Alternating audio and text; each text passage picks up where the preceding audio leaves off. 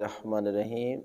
ایک دوست کی طرف سے سوال تھا کہ 20 سال ہو گئے ہیں میں نماز میں سورہ قل هو اللہ احد پڑھ رہا ہوں، کیا میری نماز ٹھیک ہے؟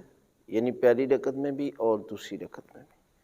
تو یہ یاد رکھیں کہ سورہ فاتحہ، سورہ الحمد یہ واجب ہے پہلی اور دوسری رکعت میں، اور اس کے بعد کوئی بھی سورت آپ پڑھ سکتے ہیں۔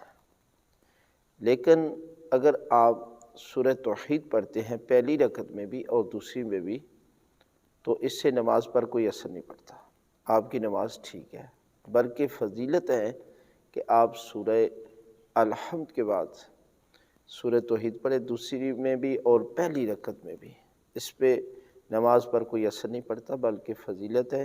اور حضرت علی ابن ابی طالب علیہ السلام مولا جو ہے وہ ایسا کرتے تھے، اس لیے کہ آپ کو سورہ توحید سے اس قدر عشق تھا، محبت تھی، اور یہی وجہ ہے کہ سعد بن معاذ صحابی رسول اللہ کے رسول آپ کے جنازے میں شریک ہوئے، اور آپ نے فرمایا کہ سعد بن معاذ کے جنازے میں 70,000 کے قریب فرشتے شریک ہیں۔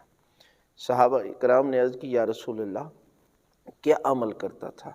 تو اللہ کے رسول نے فرمایا یہ کثرت سے سورہ توحید کی تلاوت اور نماز میں سورہ توحید کی تلاوت کرتا تھا۔ لہذا نماز پر اس سورہ توحید کا پڑھنے کا کوئی اثر نہیں ہوتا بلکہ باعث فضیلت ہے۔